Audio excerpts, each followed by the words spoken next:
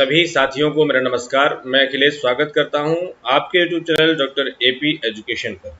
मित्रों, उत्तर प्रदेश माध्यमिक शिक्षा सेवा चयन बोर्ड प्रवक्ता परीक्षा शिक्षा शास्त्र विषय के पाठ्यक्रम को चयन बोर्ड के द्वारा प्रस्तावित पाठ्यक्रम के आधार पर कंप्लीट करते हुए हम सभी अपने अंतिम 4 लेक्चर पर पहुंच गए हैं। आखिरी के 4 लेक्चर आपको मिलेंगे जहां से आपका सिलेबस कंप्लीट हो जाएगा। ठीक है, हम इस समय अपने इस सिलेबस के शिक्षा में सांख्यिकी की उपयोगिता के पार्ट को कवर कर रहे हैं, जो आपके सिलेबस में 4th यूनिट जो आपकी दी हुई है शिक्षा में मापन एवं मूल्यांकन एवं सांख्यिकी, इस भाग में दी हुई है। तो हमने आखिरी लास्ट लेक्चर में आपको मैंने मध्यमान, मध्यांक और बहुलक की गणना के बारे में मैंने आपको बताया था। मानक विचलन, चतुर्थांक विचलन, इन सब का भी प्रयोग, और आपको मैंने टी प्राप्तांक और इसके बारे में भी शायद बता दिया है, टी स्कोर और जेड स्कोर के बारे में भी बता दिया है।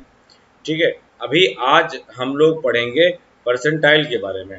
ठीक है, परसेंटाइल से भी आपके यहाँ, चूंकि इसमें तो नहीं लिखा है लेकिन फिर भी आपके यहाँ परसेंटाइल से क्वेश्चन पूछा गया है, तो इसलिए आज के अपने लेक्चर में हम लोग परसेंटाइल को कवर करेंगे। ठीक है, चलिए तो आगे हम लोग अपना लेक्चर स्टार्ट करते हैं।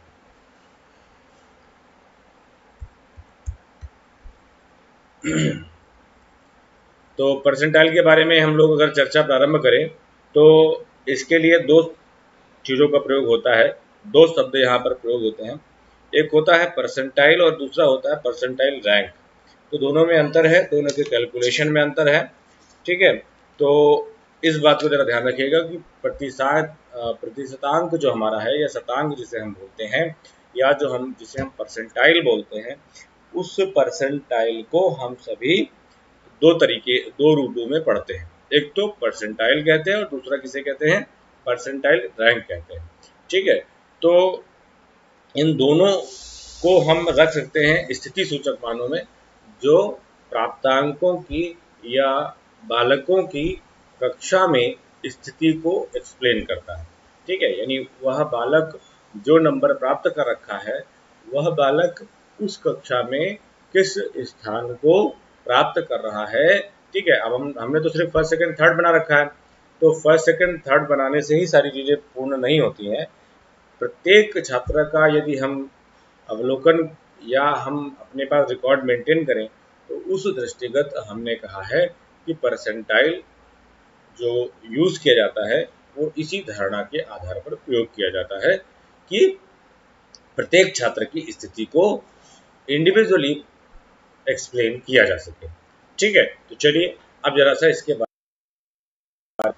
तो कहा गया कि परसेंटाइल क्या है। कहा गया परसेंटाइल जो है बच्चों को प्राप्त होने वाले वे प्राप्तांक क्या है, प्राप्तांक मिले बच्चों को, जिन्हें हम किस प्रकार से विभाजित करेंगे, तो उनके आकार के अनुरूप क्रमबद्ध प्राप्तांकों की श्रेणी को हम कितने भागों में बांटेंगे, 100 बराबर भागों में विभाजित करेंगे। ठीक है, तो एक शब्द यहाँ पर जो लिखा हुआ है उसको आपको ध्यान में रखना है। किसको रखना है, आकार के अनुरूप।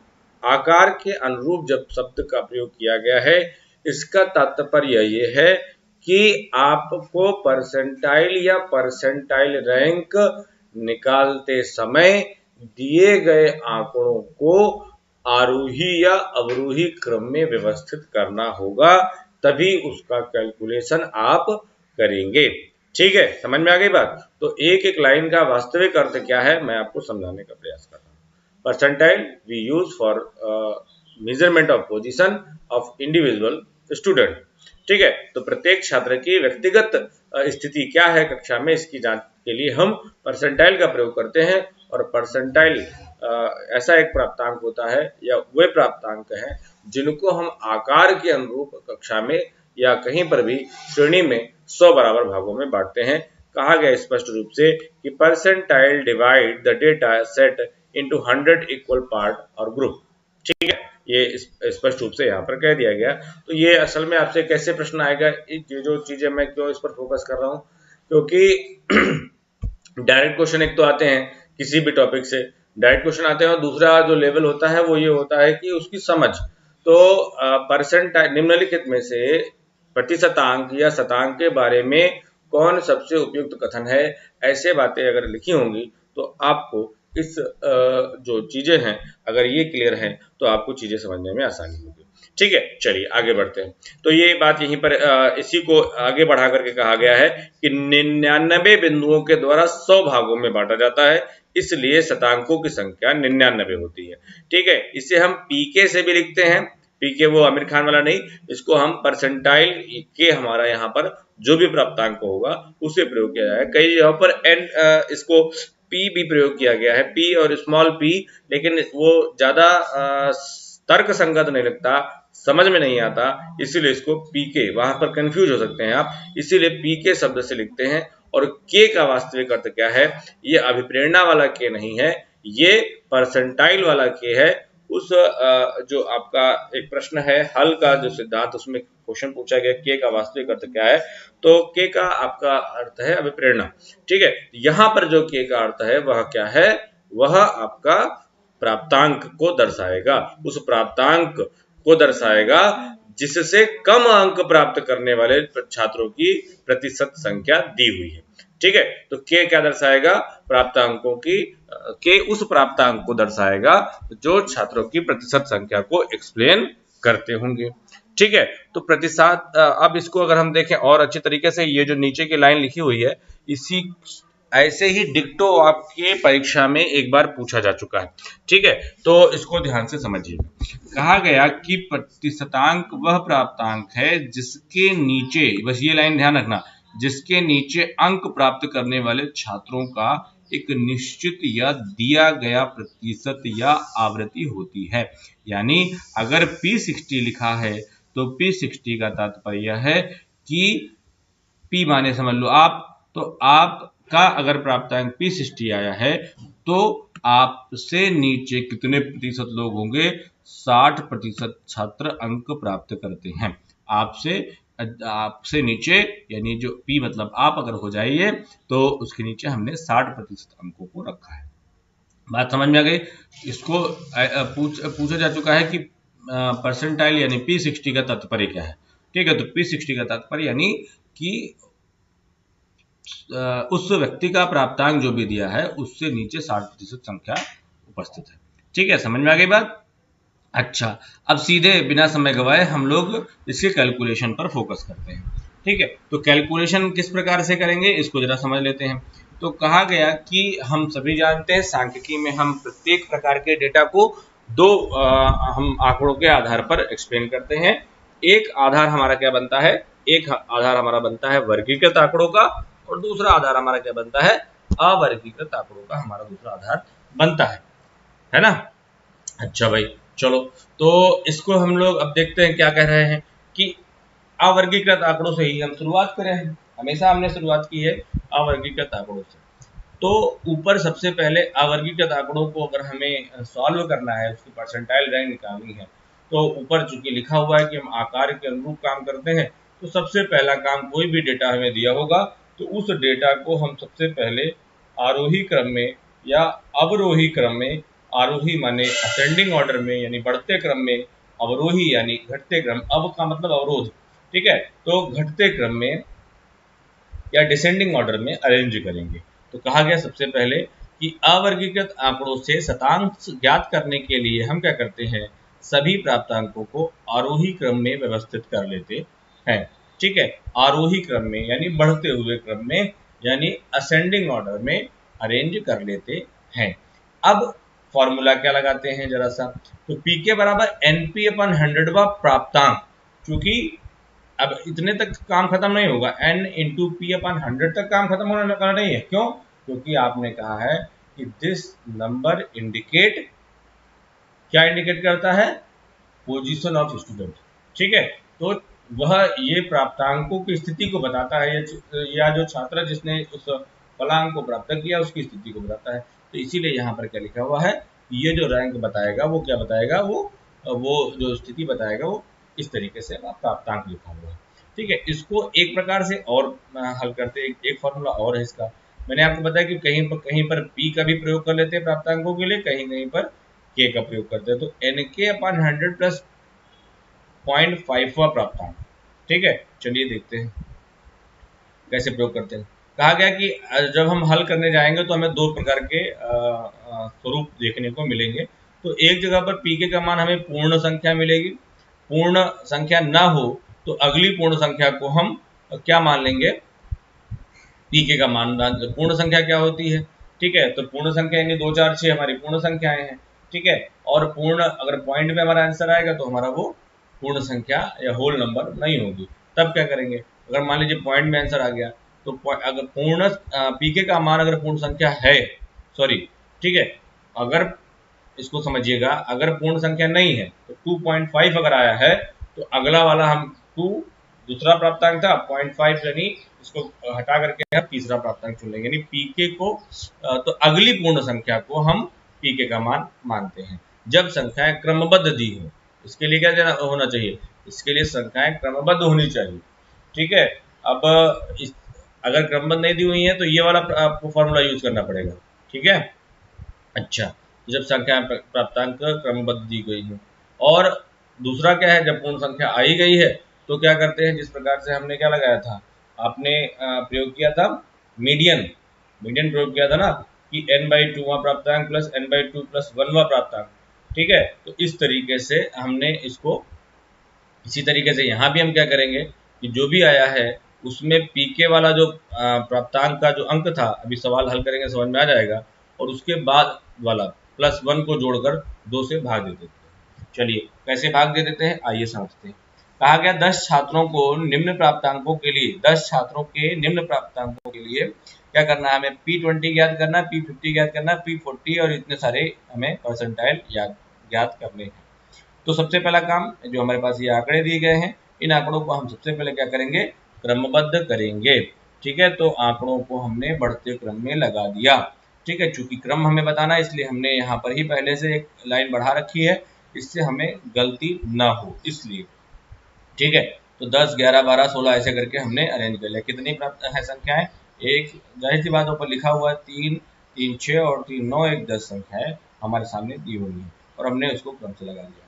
अब हमें क्या ज्ञात करना है, n 10 ज्ञात कर, हमारे पास n कितनी है, 10 है, और हमें P20 ज्ञात करना है। तो n का मतलब क्या हुआ, हमारा कुल कितनी संख्याएं हैं। ठीक है, और p हमारा क्या है कि हमें ज्ञात करना है, हमें P20 ज्ञात करना है। तो n सिंपल सा फॉर्मूला है। ठीक है, 10 × 20/100। तो इसको अगर हम करेंगे तो हमारा क्या आ जाएगा, सेकंड नंबर हमारा P10 कहलाएगा। ठीक है, P10 क्या आया है, होल नंबर है। तो होल नंबर होने पर हमने क्या कहा है कि जो दूसरा प्राप्तांक प्लस तीसरा प्राप्तांक बटे 2 यानी पीके और पीके के बाद वाला और बटे 2, तो 11वां प्राप्तांक और 12वां प्राप्त हमने, अब ऊपर आपको थोड़ा सा मैं दिखा दूं तब समझ में आएगा। देखिए, तो दूसरे नंबर पे क्या है, पी, इसका सेकंड टर्म आया ना, तो सेकंड नंबर पे हमारा 11 ये है हमारा ना। ठीक है, 11 वाला पॉइंट है हमारा, ये पार्ट हम देखते हैं, ये हमारा n10 निकल के आया है, n है ना, और P20 निकल के आया, सॉरी ये क्या निकल के आया आपका, P20 निकल के आया है। ठीक है, ये टर्म हमारा सेकंड टर्म निकल के आया है, लेकिन चूंकि होल नंबर है इसलिए हम क्या करेंगे, 11 और 12 को आपस में जोड़ देंगे और किससे भाग दे देंगे, 2 से भाग दे देंगे। तब जो संख्या हमें प्राप्त होगी वो वास्तविक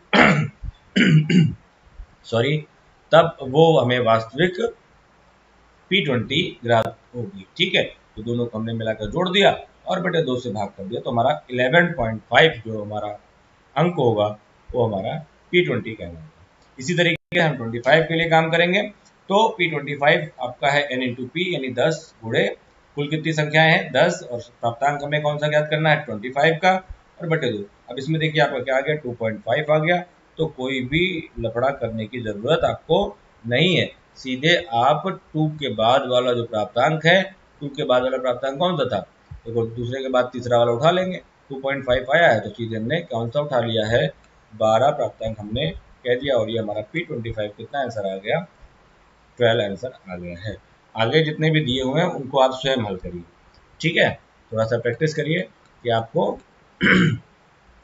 P40 और P59 और P85 सर इसको सॉल्व करिए आप लोग, ठीक है। अच्छा, अब देखते हैं कि कभी कभी क्या होता है कि बच्चों को समान अंक प्राप्त हुए हैं, तो समान अंक अगर दिए गए हैं तो किस प्रकार से इसको हम सॉल्व करेंगे। तो कहा गया कि अगर समान अंक दिए गए हैं तो इसके लिए हम क्या करते हैं, हम पहले तो ये फॉर्मूला लगाते हैं, ठीक है। पी के बराबर एल प्लस एन के upon 100 minus N B upon F, ठीक है। तो एल का क्या है, एल का मतलब प्राप्तांक की वास्तविक निम्न सीमा, एन बी बराबर जो भी हमारा प्राप्तांक है उससे नीचे के प्राप्तांकों की संख्या कितनी है, और एफ जो हम निकालेंगे वो एन के अपान यानी वो जो हमारा ऊपर का फॉर्मूला था उसको लगा करके जहां पर भी उस प्राप्तांक की आवृत्ति हो रही होगी और एन बराबर कुल प्राप्तांकों की संख्या। तो चलिए क्वेश्चन देखते हैं, तब देखते हैं। निम्न 10 प्राप्तांकों के लिए P20 ज्ञात करिए। तो यहाँ पर क्या दिया गया है, एक जैसे अंक दिए गए ना। मान लीजिए तीसरा टर्म आ गया तो आपको 4 है, दूसरा आ गया तभी 4 है, तो उस तरीके से गलती हो जाएगी ना, ठीक। इसीलिए हमने ये फॉर्मूला लगाया। मार्क्स को हम लोगों ने अरेंज कर लिया और उसका सीरियल नंबर बना दिया, ठीक। अब हमसे कहा गया कि P20 ज्ञात करो। तो P20 ज्ञात करने के लिए सबसे पहले हमने क्या किया, हमने अपना जो हमको पता था वो हमने काम कर लिया। हमने दूसरा टर्म हमको पता चल गया कि ये हमारा P20 चूंकि होल नंबर है इसलिए हम इसमें 4 नहीं रख सकते, ठीक। अब चूंकि संख्या समान है इसके लिए दूसरा फॉर्मूला लगाते हैं, एल लगाएंगे, ठीक है। तो 4 से नीचे जो हमारा प्राप्तांक है उसकी लोअर लिमिट क्या होगी, 3.5 होती है। एनबी हमारा क्या है, एनबी का मतलब क्या बताया था, जो भी हमारी समान संख्याएं हैं उससे नीचे कितनी संख्या है, तो उससे नीचे एक ही संख्या है ना, दूसरा प्राप्तांक हमारा है। तो ये इसकी लोअर लिमिट 3.5 और इससे नीचे संख्या कितनी है, एक, ठीक है। और एफ बराबर फ्रीक्वेंसी कितनी हमारी आई है, तो हमारे 4 की संख्या कितनी है, 3 है, ठीक है। तो फ्रीक्वेंसी हमारी 3 हो गई। P20 हमारे कितना निकल के आया है, वो हमारा 2 निकल के आया है, दूसरा प्राप्तांक निकल के आया है, ठीक है। अब इसको जरा हम फॉर्मूले पर फिट कर देते हैं। तो L प्लस एन के बाई 100, ठीक है। तो वो हमारा कितना निकल के आ गया है, वो 2 निकल के आया है, ठीक है। माइनस एन बी अपान 3, तो कोई दिक्कत नहीं है, 3.5 प्लस 0.33 ये हमारा आंसर आ गया, ठीक है। अब इसी तरीके से हम क्या करेंगे, वर्गीकृत आंकड़ों का यदि हमें परसेंटाइल रैंक निकालना होगा तब हम इस पर काम कर सकते हैं। तो वैसे इतना डीप में नहीं आता है, फॉर्मूले याद कर लीजिए। आपसे वर्गीकृत आंकड़ों का, अवर्गीकृत आंकड़ों का ज्यादा पूछा जाता है। वर्गीकृत आंकड़ों का प्राप्तांक अगर ज्ञात करना है तो ये हमारा फॉर्मूला वही लगभग है जो ऊपर आपने प्रयोग किया था, लेकिन बस यहाँ पर सी एफ बी हो गया अपन एफ इंटू आई बढ़ गया, क्योंकि वर्गांतराल हम क्योंकि वर्गों में विभाजित करेंगे तो हमारा वर्गांतराल यहाँ पर देखने को मिलेगा। तो एल प्लस एन के by 100 minus C F B upon F into I. ये कुछ फॉर्मूले हैं, मैं जानता हूँ कि फॉर्मूलों में आप कंफ्यूज हो जाते हैं, लेकिन याद तो करना ही पड़ेगा क्योंकि फॉर्मूलों पर एक आधे प्रश्न जरूर पूछ लेते हैं, ठीक है। तो इसको हमने क्या रखा है, हम जानते हैं कि L बराबर क्या होता है, वास्तविक निम्न सीमा, जहां पर भी n के बाई 100 की आवृत्ति आ रही होगी, शतांक वर्ग के नीचे वाले वर्ग की संचयी आवृत्ति, शतांक वर्ग की आवृत्ति, I बराबर वर्ग विस्तार, n बराबर कुल प्राप्तांकों संख्या और k प्राप्तांक वह प्रतिशत जो हमें प्राप्त किया जाना है। तो हमें P10, P65 अगर P90 की गणना करनी है तो सबसे पहले हम NP वाला काम सबसे पहले करेंगे। तो P10 के लिए हमारा क्या निकल के आया है, ठीक है। n हमारा कितना है, 100 है, और हमारा k क्या है, 10 है, तो हमारा 10 निकल के आया। तो 10 हमारा कहाँ ही कर रहा है, हमें क्यूमुलेटिव फ्रीक्वेंसी निकालनी पड़ेगी ना, ठीक। तो 10 हमारा यहाँ पर है, ये जो ऊपर खिसक गया है आपका, ये ऊपर ना खिसके, ऊपर खिसक गया है पीडीएफ बनाते समय, लेकिन इसको कहाँ होना चाहिए, इसको यहाँ पर होना चाहिए, ठीक है। तो ये P10 यहाँ पर मान प्राप्त हो रहा है यानी 11 में। P65 हमारा 65 आया है तो हमारा 76 में मिल रहा है, ठीक है। और P90 हमारा कहाँ मिल रहा है, 97 में मिल रहा है। इस तरीके से अगर हम फॉर्मूला लगाएंगे P10 निकालने के लिए तो हमारा इसकी लोअर लिमिट कितनी है, 2.29.5 और 10 माइनस 6, ठीक है। 10 हमारा क्या निकल के आया था, एन के, और इसकी जो हमारी इसके नीचे की प्राप्तांकों की संख्या क्या है, सी एफ बी, वो हमारी 6 है, और हमारा वर्गांतराल कितना दिया हुआ है, 5, और गुणे हमारा क्या निकल के आया है, 10, ठीक है। 10 हमारा क्या है, इंटू आई, वर्गांतराल हमारा कितने का है, वर्गांतराल हमारा 10 का है, यहाँ पर 5 लिखा हुआ है, 10 का है, ठीक है। और हमारा यहाँ पर ये क्या हुआ है, एफ बराबर हमारी फ्रीक्वेंसी कितनी दी हुई है, तो इसकी फ्रीक्वेंसी हमारी 5 दी हुई है। इसको सॉल्व करेंगे, हमारा 37.5 आंसर आ जाएगा। तो इस तरीके से ये सारे सवाल लगे हुए हैं, आप लोग सॉल्व करिएगा। P65 निकालिए, P90 निकालिए, ठीक है। इसको सॉल्व करने का तरीका भी आप मैंने लिख दिया है यहाँ पर, आप देख सकते हैं, और इसको सॉल्व करिएगा, ठीक है। आगे बात आती है परसेंटाइल रैंक की, ठीक है। परसेंटाइल रैंक किस प्रकार निकालते हैं, इसको भी हम लोग फटाफट कंप्लीट कर ले। चलिए, तो परसेंटाइल निकालने के बाद हम देखते हैं परसेंटाइल रैंक के बारे में। तो परसेंटाइल रैंक कैसे निकलती है, परसेंटाइल रैंक निकालने के लिए हम क्या करते हैं कि किसी प्राप्तांक का जो हमारा परसेंटाइल रैंक है, उस प्राप्तांक को प्राप्त करने वाले छात्रों की स्थिति को प्राप्तांकों के प्रतिशत के रूप में व्यक्त करते हैं। ऊपर हम पढ़ चुके हैं इस बात को, ठीक है। किसी प्राप्तांक का जो हमारा परसेंटाइल रैंक है, वह छात्रों की वह प्रतिशत है जो उससे प्राप्तांक से कम अंक प्राप्तांक अंक करने वालों को इंगित करता है, ठीक है। ये भी बात हम लोग ऊपर समझ चुके हैं। प्राप्तांक 62 का प्रतिशत क्रमांक अगर 85 है, तो तात्पर्य यह हुआ कि 62 से कम अंक प्राप्त करने वालों की संख्या कितनी है, 85% छात्र जो है वो इससे कम है, ठीक है। P60 ऊपर जब लिखा हुआ था, तो P60 का अगर परसेंटाइल अगर रैंक हमारे निकली, तो अगर वो 85 निकल रही है, तो कहेंगे कि 60% से नीचे 85% बच्चे 60% से नीचे। इसी तरीके से यहाँ 62 लिखा हुआ है कि कोई प्राप्तांक अगर 62 है और उसका परसेंटाइल रैंक 85 निकल कर आता है, तो इसका मतलब यह हुआ कि वो जो सोहन था जिसके 60 नंबर आए थे, उससे कम 85% छात्रों से उसने ज्यादा अच्छा काम किया है, ठीक है।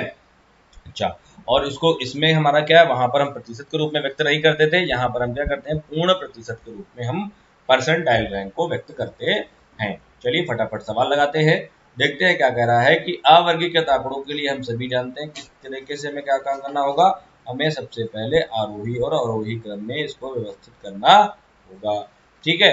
अब हम फॉर्मूला लगाते हैं। अगर हमने आरोही क्रम में लगाया है, तो परसेंटाइल रैंक यानी PR equal to 100 RA minus 50/N, तो ये फॉर्मूला हम लगाते हैं, ठीक है। अब यहाँ पर हमने अगर 100 RA कहा है, तो 100 RA माने आरोही क्रम में प्राप्तांकों का क्रमांक क्या है, n बराबर कुल प्राप्तांकों की संख्या, ठीक है। अभी सवाल लगा, और जब आपका अवरोही क्रम दिया हो, तो थोड़ा सा 100 माइनस 100 RA माइनस 50 ये बढ़ जाएगा, 100 माइनस आगे अवरोही क्रम में बढ़ जाएगा। चलिए एक सवाल लगाइए तो समझ में आ जाएगी। छात्रों के एक समूह में हिंदी परीक्षा में निम्न प्राप्तांक थे, प्राप्तांक 35 और 52 का हमें परसेंटाइल रैंक निकालना है। तो ये हमारे पास कुछ संख्याएं दी हुई हैं। सबसे पहला काम हम क्या करते हैं, क्रमबद्ध करते हैं। क्रमबद्ध करने के बाद हम उसका सीरियल नंबर डिसाइड कर देते हैं, जिससे हमारा जो आंसर निकल के आए वो उसको हमें खोजना ज्यादा ना पड़े। तो find percentile rank of 35 and 52। तो सबसे पहले अगर हम 35 की नगर निकालते हैं, तो 35 हमारा कहाँ पर है, 5वें नंबर पर है। हमने क्या कहा था, जो आर हमारा क्या है वो 5वें नंबर पे है, माइनस 50/n। बहुत सिंपल सा सवाल है। तो 100 इंटू 5 माइनस 50/50, ठीक है। कुल हमारे पास कितनी संख्याएं हैं, कुल हमारे पास 15 संख्याएं हैं, ठीक है। तो इसको अगर आप हल करेंगे, तो 500 माइनस 50/15 450/15, तो 30 आ जाएगा। तो 30% छात्र जो हैं 35% से कम हैं, ठीक है। इसी तरीके से स्कोर अगर हम 52 को देखें, तो 52 हमारा किस नंबर पर दिया हुआ है, तो 52 हमारा दिया हुआ है 10 नंबर पर। तो 10 100 गुणे 10 माइनस 50/15, तो हमारा 1000 माइनस 50 यानी 950/15, यानी 63% बच्चे जो हैं वो 52 से कम हैं, ठीक है। समझ में आ गई बात। तो इसको एक दो बार और हल करिएगा, समझ में आ जाएगा। 20 छात्रों के, क्योंकि मैथमेटिक्स जो वर्क है वो हमेशा प्रैक्टिस से ही सॉल्व होगा। अब ये देखिए एक सवाल और है अवरोही क्रम वाला, ठीक है। तो सीधे अवरोही क्रम वाला सवाल को भी एक बार हल कर ले। तो कहा गया अवरोही क्रम में तीसरा स्थान बच्चे का है, 20 छात्र है, n बराबर हमारा कितना हो गया, 20 हो गया है। तो 20 छात्रों के समूह में किसी छात्र का हिंदी परीक्षा में जो अवरोही क्रम था वो तीसरा था। अब छात्र का परसेंटाइल रैंक बताइए कितना होगा। तो हम जानते हैं कि अवरोही क्रम के लिए फॉर्मूला हमारा 100 माइनस 100 RA माइनस 50/20 था। तो 100 माइनस हमारा कितना हो गया, तीसरा स्थान उन्होंने बता ही दिया, तो 100 RA मैंने 10 गुणे 3, यानी जो भी हम जिसकी भी संख्या ज्ञात कर रहे हैं वो हमारा क्या है, तीसरे अंक पर है। तो माइनस 50/20, तो हमारा कितना आ जाएगा, 250 हो जाएगा। 300 माइनस 50/20, तो 250/20, तो हमारा ये कुल मिलाकर के 87.5 हमारा आंसर निकल कर आ जाएगा। तो मैंने आपको आरोही और अवरोही दोनों के बारे में किस प्रकार से निकालते हैं समझा दिया। ठीक है, अब वर्गीकृत आंकड़ों उसका इतना हाई लेवल पर जाएंगे नहीं। फॉर्मूला अगर आपको याद करना तो देख लीजिए। परसेंटाइल रैंक अगर आपको निकालनी तो 100/n और CFB plus x minus L upon I into, ठीक है, तो इसको यहाँ पर f इंटू आई है। ठीक है, तो i है, ये f है। ओके, ये जो यहाँ पर लिखा हुआ है ये f है। तो यहाँ पर हमने इस तरीके से x का मतलब क्या है, वह प्राप्तांक है जिसका हमें परसेंटाइल रैंक याद करना है। CFB हम जानते हैं कि क्यूमुलेटिव फ्रीक्वेंसी के नीचे वाली फ्रीक्वेंसी जहाँ पर वो हमारा प्राप्तांक लाई कर रहा है। L वर्ग जो भी हम चुनेंगे उसकी निम्न सीमा, और F जो भी वर्ग चुनेंगे उसकी आवृत्ति कितनी है, और I हमारा वर्गफल कितना है। ठीक है, इसीलिए मैंने इसको सॉल्व नहीं किया है, सिर्फ इसका फॉर्मूला जान लीजिए, परसेंटाइल रैंक हाई लेवल पर नहीं पूछेंगे। ठीक है, तो इस तरीके से कुछ हमारे पास प्रश्न थे। डिसाइल भी आपके में सिलेबस में है, तो फॉर्मूला अगर याद कर लीजिए तो NK/10, इतना याद कर लो। वो वहाँ पर क्या था आपका NP/100 था। ठीक है, और यहाँ पर चूंकि 10 भागों में बांटते हैं तो इसलिए हमारा NK/10 होगा और PK। ठीक, और वर्गीकृत आंकड़ों के लिए L प्लस NK/10, NK/10 होगा, याद रखिएगा। डिसाइल है, उपरोक्त प्रतिशतांक वो 100 हो जाएगा, ये 10 हो जाएगा, क्योंकि इसको हम 10 भागों में बांटते हैं। ठीक है, डिसाइल भी आपके सिलेबस में लिखा हुआ है।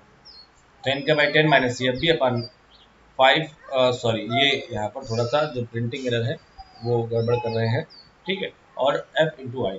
ठीक, तो ये हमारा इस तरीके से आज हमने इसको कंप्लीट कर लिया। चतुर्थांक है, इसको हम तब पढ़ाएंगे आपको सीधे जब हम स्टैंडर्ड डेविएशन पढ़ाएंगे, विचलनशीलता पढ़ाएंगे, तब आपको यहाँ पर हम समझाएंगे। ठीक है, आज के लिए इतना ही, फिर मिलते हैं अगले लेक्चर में, तब तक के लिए धन्यवाद। भारत माता की जय।